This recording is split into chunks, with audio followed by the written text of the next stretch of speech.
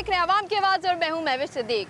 आप लोग ये अच्छे तरीके से जानते हैं कि आए दिन कराची के जो हालात हैं वो ख़राब से ख़राब तर होते चले जा रहे हैं। आए दिन टारगेट किलिंग की न्यूज़ हम सुनते हैं और देखते हैं कि इतने अफराद जो हैं वो टारगेट किलिंग का निशाना बन गए और हुकूमत की तरफ से ये ऐलानात होते हैं कि वो टारगेट किलिंग को ख़त्म करने के लिए इकदाम करें। पुलिस जो है वो अपने बयानात जारी करती है कि उन्होंने टारगेट किलिंग को रोकने के लिए डबल सवारी पर पाबंदी लगा दी। इसके अलावा कई अफराद को जो है वो हिरासत में ले लिया, लेकिन उसके बावजूद कुछ तब्दीली नज़र नहीं आती। टारगेट किलिंग रुकती नहीं है और हालात बद से बदतर होते जा रहे हैं और उन लोगों के प्यारे जो टारगेट किलिंग का निशाना बन जाते हैं उनके हालात ज़ार पे कोई तवज्जो नहीं देता। वो नहीं देखता कि उनके प्यारे जो हैं वो किस हाल में हो गए, जिनके प्यारे जो हैं वो टारगेट किलिंग का निशाना बन गए। कुछ इसी सिलसिले में आज हम बात करेंगे, लेकिन उससे पहले आप देखिए हमारी रिपोर्ट।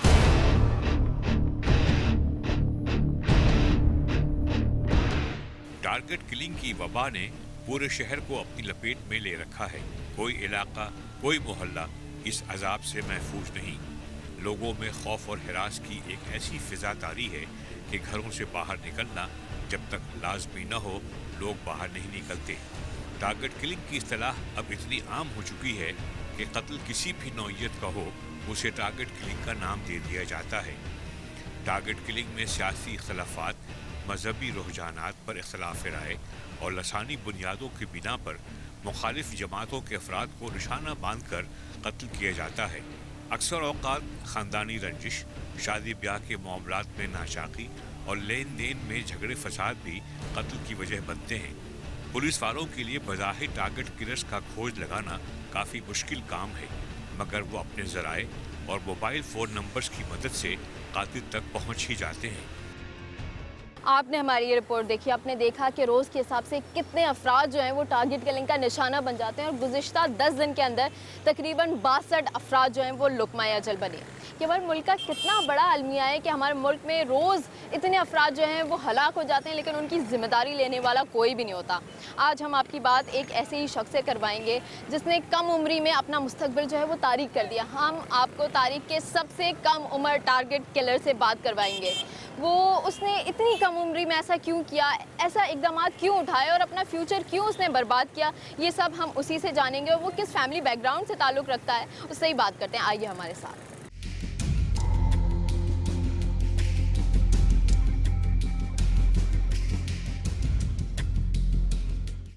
यहाँ पे कराची के जो लोग हैं वो यहाँ पे एहतजाज कर रहे हैं टारगेट किलिंग के खिलाफ और भत्ताखोरी के खिलाफ। तो मैं पूछूंगी कि किस किस्म का एहतजाज हो रहा है और किस तरह से ये लोग मुतासिर हुए हैं।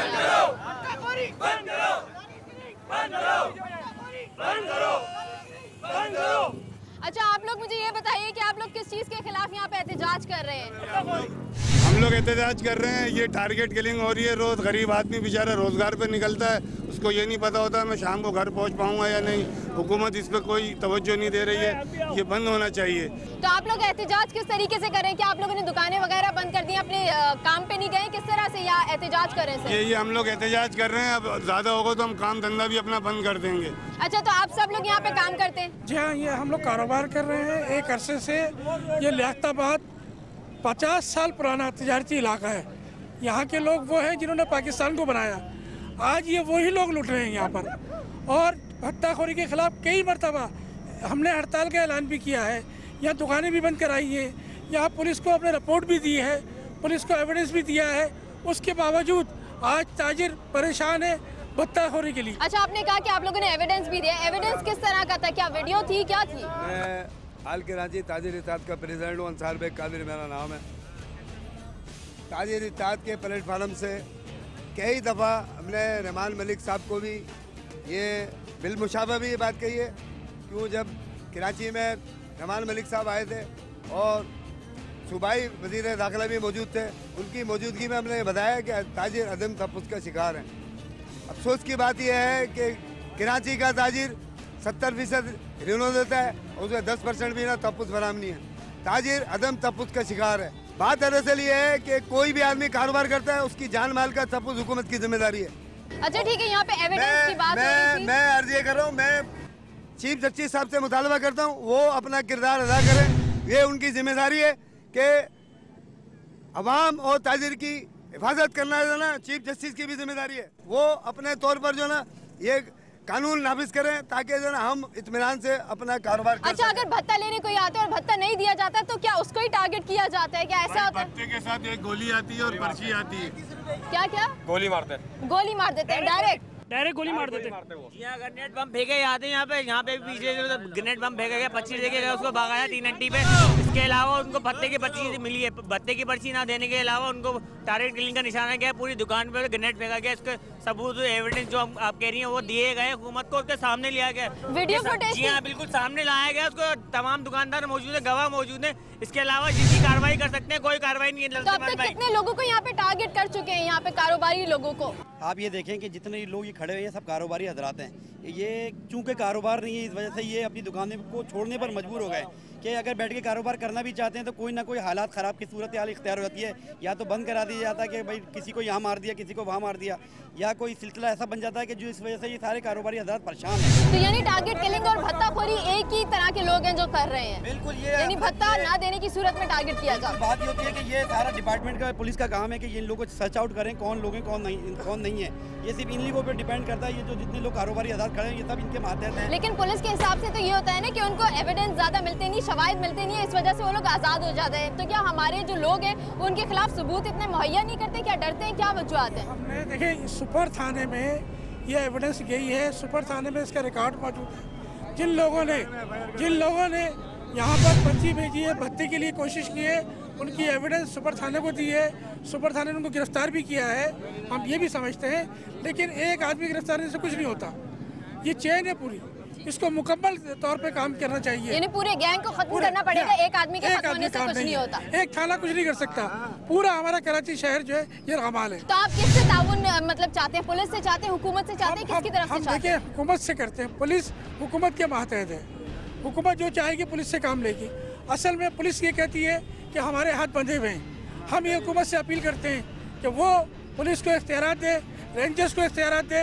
रेंजर्स यहाँ खड़ी होती है, उसको इख्तियारात नहीं होते, उसके सामने डकैती करके जा रहा होता है, उससे बात करते हो, कहते मेरे पास इख्तियारात नहीं है। पुलिस कहती है हमारे पास इख्तियारात नहीं है। तो इनको इख्तियारात दिए जाए अल्लाह के वास्ते, ताकि ताजिर यहाँ कारोबार कर सके और अपने बच्चों के लिए रिस्क हलाल कमा। तो अभी आप लोग बाकायदगी से हर महीने का भत्ता दे रहे हैं? आप तो देना पड़ता है ना, मजबूरी देना पड़ता है, नहीं देंगे तो फिर वही है कि फायर खाओ। अब हम लोग भुगतना, हम लोग कहाँ से भुगतेंगे? हमारे भी छोटे बहन भाई हैं आगे। असल में बात यह है कि गोली महंगी और जान सस्ती है। इस दौर में हर किसी को मार दिया जाता है, बहुत मुश्किलात होती हैं। पुलिस की गाड़ी आगे खड़ी हुई थी, मेरे पास पैसा पेमेंट लगी हुई थी, अमाउंट लगा हुआ था मेरे पास। तो उन लोगों ने, मेरी गाड़ी स्टार्ट थी तो मेरे पास पैसे ज़्यादा थे, तो मैंने अपने गाड़ी का हैंडल ना मोड़ दिया तो उनका वेपन नीचे गिर गया। जो पीछे में बैठा हुआ था उनने छुरा निकाला, मेरी यानी उनके पास वेपन भी था, वो नीचे गिर गया था और जो छुरा था जब उससे मार दिया। फिर तो फिर आपने बाद में पुलिस को इत्तला दी? हाँ जी, स्ट्रेच लगा हुआ है यहाँ पे इनका। तो आपने पुलिस को फिर जाके आगे बताया कि मुझ पे इस तरह से हमला हुआ है? मैं डायरेक्ट अपने ऑफिस आ गया। मैंने किसी को, पुलिस क्या करती है? पुलिस कुछ भी, एक मिनट मैं बताता हूँ, पुलिस क्या करती है? क्यों करने गए थे? क्या करने गए थे? उल्टा आप पे शक करते हैं? उल्टा हमारे से करती है। तुम्हारे कितने पैसे थे, कहाँ से पैसे लेके आ रहे थे, पैसे कहाँ से आए, कहाँ जॉब करते हो, क्या करते हो? अगर अभी आप देखें मेरी गाड़ी की नंबर प्लेट नहीं है, टूटी हुई है।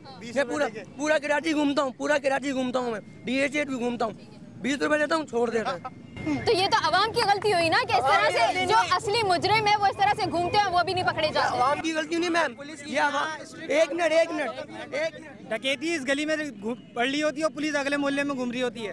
पुलिस के पास जाओ, ये पुलिस यहाँ की है नहीं। और रोड पे अगर थोड़ा सा सिग्नल आदमी से आगे हो गई गाड़ी तो ऐसे आ जाते हैं जैसे इंडिया का बॉर्डर क्रॉस कर लिया पुलिस वाले। मैडम अगर एक सिग्नल क्रॉस कर दिया ना, ऐसा नहीं होता, ऐसा लगता है इंडिया का बॉर्डर क्रॉस कर लिया है।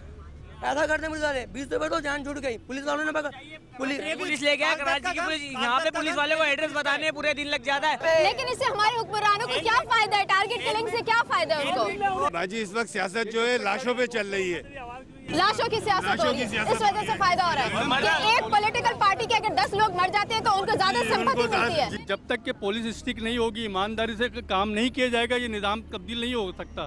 और कराची जो है लाइन ऑर्डर का सिचुएशन सबसे पहले यही प्रॉब्लम है। आप कह रही थी पुलिस को सबूत नहीं है, पुलिस के यहाँ 2-2 सिपाही खड़े कर रहे हैं, पुलिस वाले थाने के जो SHO हैं वो बत्ताखोर हैं, उनको खुद थाने में घसीट के ले गए हैं। पुलिस किस लिए है? पुलिस जो है ट्रैफिक पुलिस वालों का काम है कागजात चेक करना, काली वर्दी वाले कागजात चेक करते हैं, 50 रुपए लेके, जैसे भाई ने कहा, गाड़ी छोड़ देते हैं। यहाँ बाजारों में बत्ताखोर आ रहे हैं, पुलिस बोलती है हमारे पास सबूत नहीं है। अबे भाई तुम यहाँ आके खुद ड्यूटी दो, सबूत तुम्हारे सामने है। ठीक है, पुलिस का काम है, लेकिन आवाम की ये जिम्मेदारी है कि वो अगर गवाही चाहे तो गवाही दे। तो क्या कोई गवाही देने के लिए तैयार होगा? मगर गवाही तो हम लोग दें, मगर आला जो ओहदेदार हैं वो उसके खिलाफ एक्शन नहीं लेते, उसका हम क्या करें? आला ओहदेदार जो हैं, जिनके कहने पे ये सब कुछ जिनके कहने पे ये सब कुछ। गवाही हम देंगे, लेकिन हमें तहफ़्फ़ुज़ कौन देगा? गवाही तो देंगे, हमें तहफ़्फ़ुज़ आप लोग देंगे। लोगों ने यहाँ गवाही दी, अगले दिन हमें गोली का निशाना बना दिया, इसका मतलब हम तो बेकार। तो इस चीज का हल क्या है? कि मतलब ये एहतजाज होगा, हुकूमत की तरफ से दावे होंगे? तो ऊपर से लेके नीचे तक तमाम के तमाम ओहदेदारान जो बैठे हुए हैं, सबके सब वो चोर है। हम ये कहना चाह रहे हैं, जब तक वो नहीं सुधरेंगे तब तक आवाम अपना एहतजाज जारी रखेगी। ईरान की तर्ज पे जब तक इनकलाब नहीं आएगा यहाँ कुछ भी नहीं हो सकता। वहाँ पे भी ये हाल था, बाद में सही हो गया। यहाँ जब तक खुलूस से कोई ऐसा एडमिनिस्ट्रेटर नहीं आएंगे, कोई अपना फौजी निज़ाम का जो है उनके एडमिनिस्ट्रेटर नहीं आएंगे, और जो कमिश्नरी निज़ाम है। लेकिन जमहूरी हुकूमत तो आइडियल हुकूमत होती है ना किसी भी मुल्क के लिए। मैं सन 47 का आया हूँ, 1947 में कराची में आया हूँ मैं, लेकिन आज तक नहीं देखा मैंने ऐसा काम। लेकिन अब जो बत्ताखोरी हो रही है और लूटमार हो रही है, जिसको एक तो महंगाई, एक लूटमार, इतनी ज़बरदस्ती जिसको। तो हमारे जो नौजवान है उनका मुस्तकबिल अब क्या है? गोली है, गोली है, अगर कुछ क्या कम गोली है उसका मतलब कुछ बोलेंगे तो गोली मार देंगे, किसी को निशानदेही करेंगे उसे मार देंगे। मेरा इनने कहा हमारे साथ इनने जुल्म किया, उसे पकड़ लेगा जहाँ पे यहाँ सख्त मोड़ मार दी, देखा क्या उसका इसका बिगड़ गया। अच्छा, जो लोग टारगेट करने आते हैं वो भी तो हम लोगों जैसे लोग ही होते होंगे ना, आप जैसे नौजवान ही होते हैं, तो वो लोग क्या सोच के टारगेट कर देते हैं? ये सोच के टारगेट करते हैं, उनके पीछे बैक सपोर्ट होती है। टारगेट करने वाले को पता है मुझे कोई पकड़ेगा नहीं, उनको जो है बैक सपोर्ट उनको थाने वालों की है, पुलिस वालों की है। शरीयत होता है, कोने पे मोबाइल खड़ी हुई है, पुलिस को नहीं पता, पीछे से लोग आ गए, यहाँ चोर के हाथ काट दिए जाएं, ये हमारा इस्लाम में शरीयत में है। सही है, चोर आज पकड़ा जाता है, थाने वाले अगले दिन छोड़ देते हैं उसको।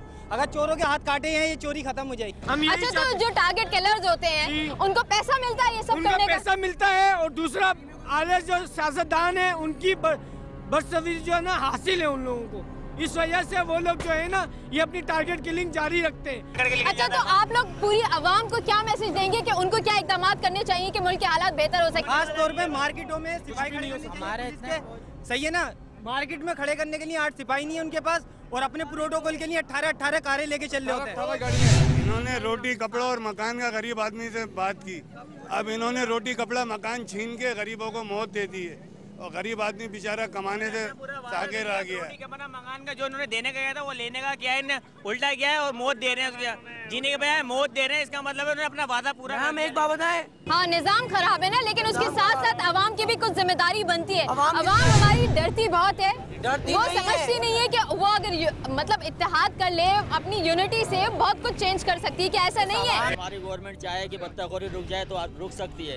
ऐसा कोई सोल्यूशन निकालना चाहिए बेटा। बात यह है कि रोजगार को आम करना चाहिए, रोजगार देना चाहिए कि हमारे जो नौजवान हैं वो नौकरियों की तरफ आएँ, और ये जो भत्ताखोरी है या ये जो भी है टारगेट करें इसको खत्म करें, इसको खत्म करें और इसको अपना पेशा ना बनाएं। ठीक है, शुक्रिया। नाज़रीन, आपने देखा कि यहाँ पे लोग कितने परेशान हैं, परेशान हाल हो के कारोबारी अफराद जो है कारोबार छोड़ दिए, और उनकी यही दरख्वास्त है कि जब तक टारगेट किलिंग और भत्ताखोरी खत्म नहीं होगी हमारे मुल्क के हालात बेहतर नहीं हो सकेंगे, और ये लोग अपनी जिंदगी सुकून से नहीं गुजार सकेंगे। कोई वेपन था तुम्हारे पास, असलहा था? हाँ, कहाँ से आया, किसने दिया? ये ऑफिस में से निकाला था। ऑफिस में से? के लिए काम करते थे, उसके ऑफिस में से तुमने असलहा लिया? जी। किसने किया उसको कत्ल? तो उसका ताल्लुक था? जी। तो उसका मर्डर हो गया, तब हुआ?